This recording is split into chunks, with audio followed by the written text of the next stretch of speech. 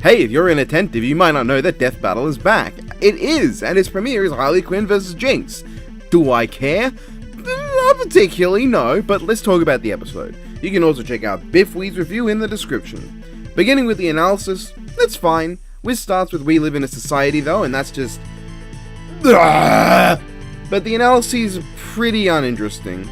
Harley's is perfectly fine, editing is about as good as normal, they cover all the important stuff like her backstory, her relationship with Joker, and her becoming a hero, though they don't much really try to avoid the fact that she's low-key become a writer's pet for DC with the whole "Wow, even Darkseid wants her! Wow, even the Amazons like her! Wow, even the metaphysical embodiment of part of the DC comic staff wants her! Isn't Harley so good?" The sort of stuff that reminds me that Batman and Joker aren't the only characters DC pushes needlessly. They also push Harley, who... I realized during the lead up to this episode I almost never like in anything she's in. I think the closest I've come to actually liking Harley genuinely is in The Suicide Squad, because they actually attempted a character arc with her. What a novel concept. Also, there's the cutaway gag. It's perfectly fine. I didn't laugh or anything, and it's not particularly funny or interesting, it's just Ringmaster jumps in and starts shooting Harley's gun. I don't particularly hate Ringmaster or like him, so fittingly I don't particularly hate this scene or like this scene. It's neat to see him included and it's not overly intrusive here, so I'll take it. Dummy wasn't in this episode though, and between them Dummy is the less obnoxious character, but I can go either way. Though as someone who watched the birth and death of Deska Death Battle, I'd probably say I prefer Jocelyn coming into the office more than either of them, but meh. Death Battle is also reaching the point where the Batman explosion feat I can see becoming the Naruto Moonhole. Not that I'm noticing that when I'm distracted by the goddamn Batman pulling a whiz. There is a bit of weirdness in this moment though. Not only is there a direct Harley Quinn survives a big ass explosion feat they could have used that they did not. They didn't even explain they didn't even frame it in a way where you could think, oh okay, maybe Harley didn't take it. Now the way it's framed is like Harley just survived it outright. But they also talk about Harley recovering with Poison Ivy while there's all this stuff on screen about her arsenal. It's just one of the few times I can say it felt a bit weird to have them talking about this deep, characterful story stuff, while the screen is taken up by versus analysis. Though my biggest takeaway from this analysis, and I realize it might seem like I have some strong opinion on it with how long I've talked about it, but I do not, is that Harley Quinn did actually lift the whole 600-pound tree off the ground. It's something surpassing her usual feats. Jinx's analysis meanwhile was more interesting from the beginning, but also equally about as uninteresting in execution. Nothing about it made me want to check out League of Legends, and especially nothing about it made me want to check out Arcane. It's exclusively the British man that says "I know right" and the Kirby guy with an afro that says "meh" that would motivate me to watch Arcane.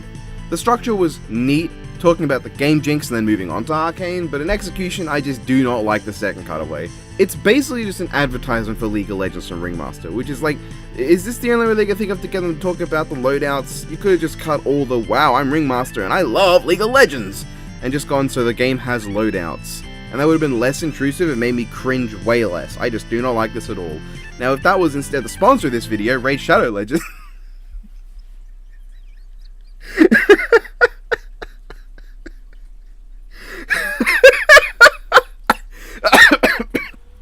Fuck, my throat hurts.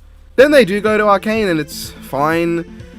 It does sort of make Arcane feel just super uninteresting though when I watched this bit of the analysis, because all I got out of it was Jinx was jealous, then blew shit up and got a new dad and did not reconcile with her sister, which is just nah. I don't know, Arcane just seems really lame based on this episode, but that might just be me. They talk about Harley's arc with way more detail and for longer, so it feels like more of an interesting story, which sucks because Harley's lame. And that's really all I got out of Jinx's analysis. Also magic crystals. I don't know, Jinx's just was not very interesting, neither was Harley's. They also took away end clips for this season, which I understand because of copyright, but you could have at least kept them in the Rooster Teeth website version, which I say as if effort is a thing that's ever gone into anything dedicated to the Rooster Teeth website.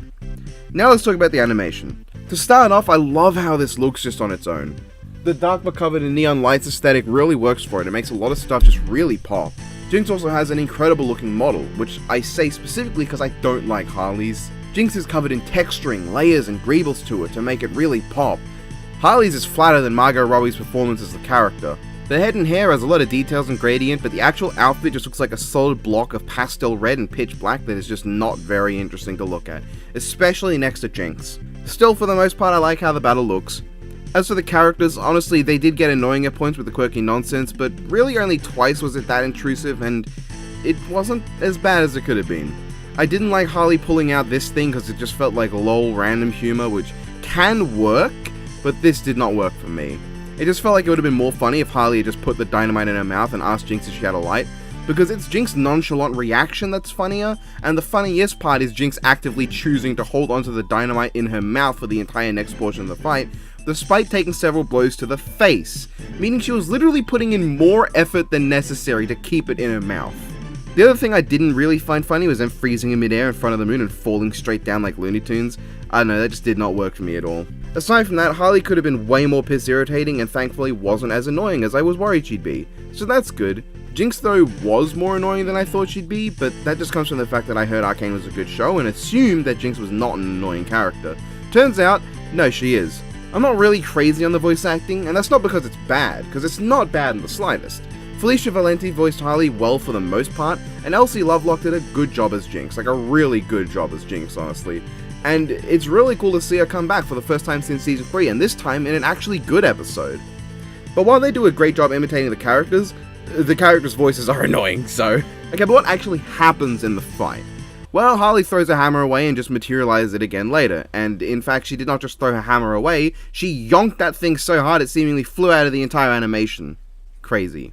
Anyway, the fight starts with a decent run and gun segment, one that shows you just how stupid the Tracer vs. Scout argument Ben made was, because there's very little room here, about as much as it was in that episode, but here's Harley doing flips and shit to avoid gunfire while shooting back, and you'll notice, it's actually really dynamic and well animated. The blended team definitely got their shit together, because this looks fucking good. Harley then lays Jinx out and Jinx teleports, and we get a decent enough gag with Harley talking to Jinx's weapon, though I don't really like Harley shouting gasp instead of actually gasping. That just isn't amusing to me for some reason. It's a lot more funny when someone is genuinely gasping, but they say gasp anyway, as opposed to they're purposely saying gasp, and the joke is that they said gasp, as opposed to the joke being they should be gasping, but they're not. Because this is... I don't even know how to explain it. It's funnier when a character is visibly, properly gasping, but instead they just get an unfitting soundbite, because there's a juxtaposition of what it should sound like and what it does sound like. In this case, that juxtaposition doesn't exist, so it's just Harley says gasp. That's overanalyzing the joke, because I do find it overall funny enough. Good job. This was humorous. And Jinx purposely moving down the weapon to make it look sad when Harley calls it out is just... That's the funniest part to me, is the fact that Jinx went out of her way to make it look disappointed. We then get the dumb firecracker bit and the following much funnier bit of Jinx keeping the dynamite in her mouth while they fight on the carousel, which is a fun usage of the environment and something that leads to a pretty funny visual gag. Jinx then gives the dynamite back to Harley as it explodes by using Harley's own boxing glove gun on her, which is a really fun interaction, honestly. And I really like the shot of Jinx riding her weapon as she flies out the explosion, cackling like a mad lad before falling back down. That is just a really good shot. Of course, her weapon does vanish and she materializes it back again later, but what can you do? There's a moderately bit of Harley playing around with the teleporter and Jinx playing along, but they get to ride a roller coaster while traveling through dimensions, which are Blake vs. Mikasa. What I'm choosing to take is Attack of the Clones because that amuses me, and Season 2 of Firefly. I would have loved so much if Blake vs. Mikasa's world had them start lagging in their animation except for their hair. That would have been fucking hilarious for the few seconds it was on screen. But instead, it just reminds me Blake vs. Mikasa exists. However, we then get the most visually dynamic part of the fight, and probably the best scene just in general, Jinx getting hit with the Joker Venom. This is just a really interesting scene in terms of visuals, giving us both Jinx going cuckoo cuckoo and the hand-drawn elements overlaid on top of it, which to my knowledge both matches the first Suicide Squad movie, a film with about as much value as the gum I've put under your table, and also Arcane, from what I've heard. Which overall just looks really nice, and I like the character interaction here too, with Harley bringing up her being a doctor and saying Jinx isn't crazy, because honestly, in the world of DC, Jinx's mental state is probably just bordering on slightly less normal than average instead of flat out crazy with how DC is. But I just quite overall like how the dialogue exchange goes here, and I also just really like the combination of just everything about the scene looks really nice, and I especially love the delivery of Jinx's counter line to Harley's. I really want to hear more of this Jinx, the Jinx that's got that sinister and aggressive edge that just makes her sound just mad. That is way more interesting to me than that's Elmo. Jinx then riddles Harley with bullets, which on one hand I like the stylish look of the blood and how it fades away, but also Harley looks barely injured afterwards in terms of actual damage to her model. She just has a bit of blood between her Harley Quinns and that's it. I do quite like the ending though, The way it's set up with the buzzer in Harley's hand makes it seem like we're going to get another Joker vs. Sweet Tooth situation, but then turns out this shot actually didn't mean squat because Jinx isn't an idiot and just blasts Harley, causing her to explode in the air in a really dynamic boom. This is just another explosion death, but it is one that not only fits Jinx because her existence revolves around the boom boom, but also has a really good setup. It looks very visually stunning in the air with all the chemicals and fireworks, and also I really like how the rocket drags Harley into the air before blowing her up. See, this is how you can make an explosion death really cool even though it's just an explosion. Unlike fucking, Ryugo vs. Shadow. Also, I love the text in the sky and Harley's head flying back down to hit the high striker so hard it wins, which bookends the animation given how it started with Harley winning on the high striker. I just think that's really cool. And yeah, I really like this fight. There are a couple other things I realized I forgot to mention. I like Harley shooting a little cork behind Jinx and like bouncing it around to... I don't even know if she didn't shoot it behind it, but like she shot it in a way that it bounced around and hit Jinx in the back. That was fun. But anyway, I really like this fight. I think it has a lot of great stuff going for it. It's visually really nice, especially the Joker Venom scene, and I like the effects a lot. I'm not crazy about all the character interactions, but quite a few felt in character enough for the lol quirky to not be too annoying outside of this bit. The episode also manages to ratio Beast vs. Goliath and Joker vs. Sweet Tooth at the same time, so that's good. So the conclusion is interesting. It's not bad at all, and I love that they brought this screen back, even if the actual detail of it is less than what Season 1 offered with its take. But this is another one of those, this was a close match, this is how one of them stomped situations. Like Wiz going, this was a complicated match with a lot of factors, which apparently translates to Jinx takes every stat and is immune to any of Harley's win cons.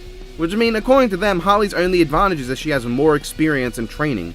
Something that doesn't matter much when Jinx matches people 8 times stronger. Jinx can render Harley's acrobatics moot with her tech, Jinx can get past the healing factor, Jinx's weapons are over 300 times stronger than Harley, and she matches Harley's intelligence in a way that explicitly negates Harley's intelligence. They didn't even give Harley the advantage of having gases that could end the fight and just say, oh well she could end the fight, but Jinx's win cons are more reliable. No, they're just like, yeah, nah, Jinx negates that shit too. So saying this was a complicated fight by their logic is like saying a highly skilled 10-year-old martial artist with a half-empty beer bottle versus a grizzly bear is a complicated fight to figure out the winner of. This is one of those cases where they try to make it seem fair when really... Also, the track just sounds really nice and I really can't wait to listen to it on its own. And that's that. What did I think of the total episode? Well, if it's not clear, I did quite like it. I enjoyed most of the animation, I didn't outright dislike most of the analysis, and the conclusion just has one dumb line to preface it. If you took away the League of Legends bit with Ringmaster that destroys the pacing and is annoying and obnoxious, and removed that one line from Wiz, my only real complaint with the episode would be a few minor quibbles with the animation and the fact that Harley and Jinx are just innately annoying characters to watch. I guess there was a period where the preview turned me off from watching Arcane because I didn't want to put up with the kind of character who'd say screw you, you emote pigeons. But quickly I learnt that's not how she is in Arcane, so at least I might check it out in the future. The other Netflix animated series I bothered to watch I really enjoyed, so this should be no different, right? What score do I give it? Probably an 8. It's a very good episode with a lot going for it, it just doesn't hit the highs of my favourite premieres. I'd rank it in a similar league to Miles vs. Static. Just this episode probably has a better fight with a much better death, while that episode has an infinitely better analysis, so I'd say they're about even for me. It doesn't really match the fun early 80s charm of He-Man vs. Lion-O, the cinematic qualities of Yoda vs. Mickey, or the sheer just fun and dynamicness of Dante vs. Bayonetta. But it's not a bad premiere at all, and if this is the quality we'd expect from the season going ahead, then I'm looking forward to it. Just not the next time, because Scarlet Witch vs. Zatanna is boring as sin. Bye, have a good one, lad! Harley did actually lift the whole 60-plus ton tree off the ground.